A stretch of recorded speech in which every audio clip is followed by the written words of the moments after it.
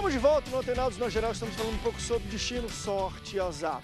Nesse bloco a gente vai falar um pouco sobre como a sorte ou o azar se espiritualiza, às vezes vira um amuleto nosso. Eu não quero aqui falar contra, talvez, aí, a fé, a crença de algumas pessoas, até a teologia ou doutrina, mas, por exemplo, a gente está falando um pouco sobre a amuletização da fé. Quando às vezes a gente fala, olha, a gente está falando de decreto de Deus, hoje a gente já fala, nosso decreto para Deus, né? A gente já está começando, antes a gente pedia e suplicava, hoje a gente determina e decreta, né? E às vezes, vou ser curado, se a gente não foi curado é porque a gente tem pouca fé. Meio que a minha fé é o que me faz curar, me faz autossuficiente, vira um amuleto meu. A gente vive tempos assim. Como é que vocês veem e quais são os perigos da gente tornar, não de uma figa ou uma Bíblia aberta, ou não sei o que, mas a gente tornar a fé um amuleto nosso? Assim, meio que explicando tudo é pela fé. Se o cara alcançou alguma coisa, é porque tem uma boa fé. Se não alcançou, é porque a fé dele está fraca. Parece que a soberania de Deus de dar ou não dar, querer ou não querer, não entra em voga. O que entra em voga é a fé do cara. Então, a soberania de Deus, ela não viola a liberdade humana. Esse é um outro paradoxo, né? Spurgeon, o grande pregador calvinista, ele dizia, Deus faz tudo e o homem faz tudo. Né? Portanto, o meio pelo qual Deus leva a efeito os seus propósitos, os seus planos, o seu decreto, é a fé do homem. Então, Deus decreta o fim e ele decreta o meio. Então, por exemplo, ele decreta que por meio da nossa oração, ele vai operar alguma coisa. E só por meio da nossa oração. Então, tem que orar, tem que ter Isso, uma iniciativa tem que orar. humana. Sim. Isso dá sentido à oração, né? Portanto, a soberania de Deus não promove em nenhum momento, você não vê isso na Bíblia e nem em nenhuma teologia que se preze, a soberania de Deus não promove a apatia humana. Não. Pelo contrário, porque Deus decreta os meios, Ele ordena que a gente pratique os meios para os fins. Então a fé, a oração, um jejum, são meios pelos quais Deus vai levar a efeito os seus propósitos soberanos. Portanto, a fé é esse meio. Deixa eu te responder por meio de uma experiência que eu tive. Acho que foi no ano de 2011, eu estava de férias e eu estava precisando de um valor específico para pagar umas contas aquela semana e eu não tinha R$1. Eu falei, amanhã eu vou acordar cedo e vou jejuar o dia todo e vou orar por isso. De manhã, cara, estava um sol lindo. Eu olhei no site, o mar estava bacana. Vou pegar a mão, né? Eu acordei com uma fome, cara. Eu ajoelhei, eu fui tomado por fé. E ali eu acho que a fé é sobrenatural. A própria fé é um dom de Deus. Eu fui tomado por fé. Eu falei, Senhor, quem tem fé vai à praia. Eu não estou aqui falando contra o jejum, contra a oração. Naquela manhã, eu acordei com fé de que Deus iria me dar aquilo que eu precisava, independente da oração e do jejum. Eu tomei um café da manhã e fui surfar. Eu saí, eu estava me arrumando no carro, o telefone tocou, um amigo meu falou, pô, vamos almoçar, vamos. Eu não vi ele há muito tempo. Fui para almoçar com ele. Quando ele entrou no carro, ele pegou um pacote de dinheiro e colocou no meu bolso. Deus mandou eu te dar isso aqui. A questão não foi o jejum e a oração em si que eu fiz ou deixei de fazer, mas a fé que Deus me deu aquele dia para eu receber a bênção que Ele tinha preparado para me dar. Qual foi a praia da sorte que você foi? Mas a pergunta que eu faço sobre isso talvez tem muita gente que acorda com a mesma fé. Oh, Deus, eu preciso disso. Deus vai, poxa, manda alguém e nada acontece. E aí vão falar, porque a fé é uma fé de pastor, ele é pastor, a fé dele é maior. Entende?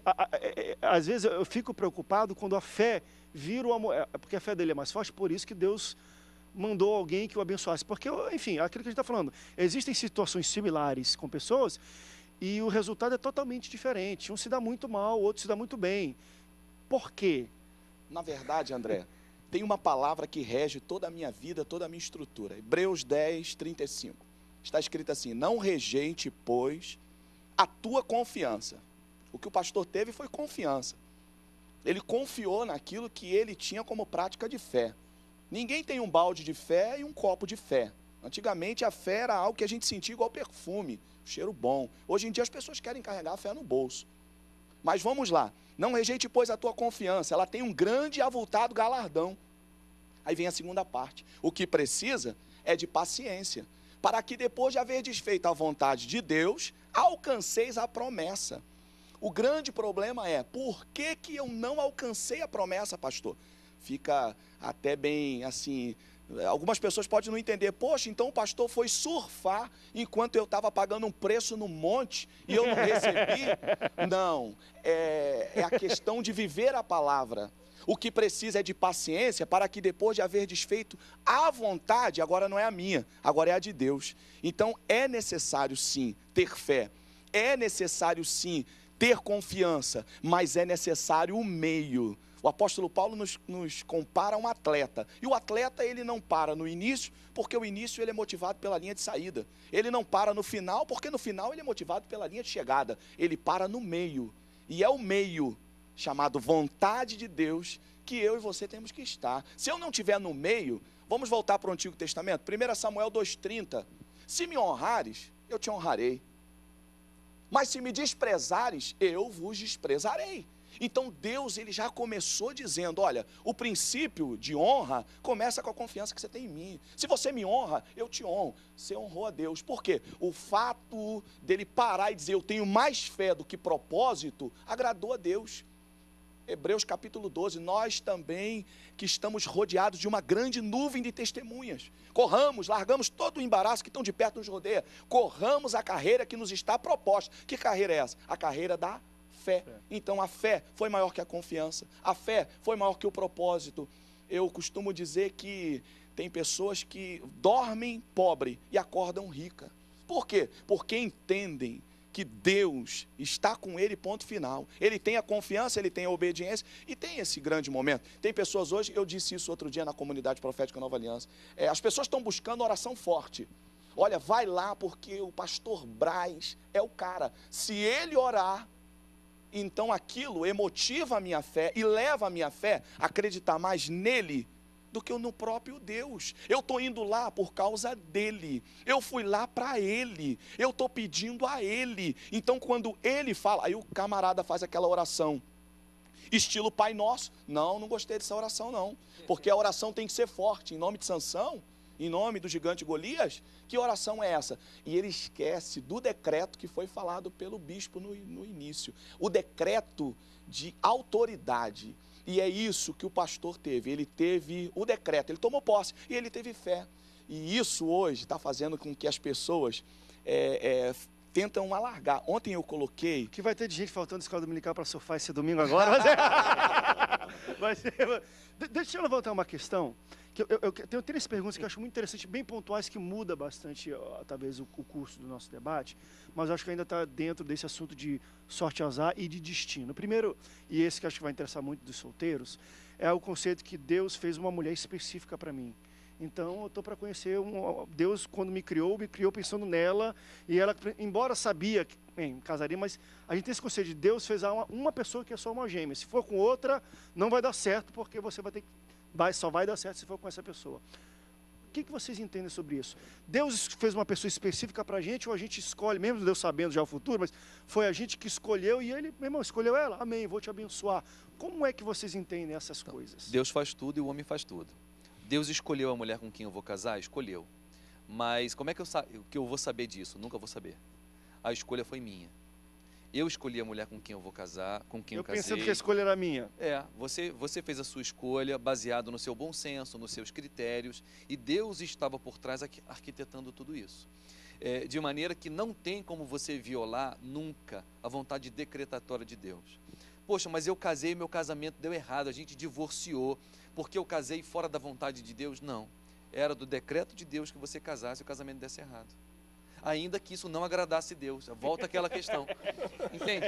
Não tem como violar. A questão... Eu falei, porque quando você tem um pensamento desse, é um debate. Não, mas ele está sendo coerente ao que está falando. A questão o decreto de Deus ele é secreto.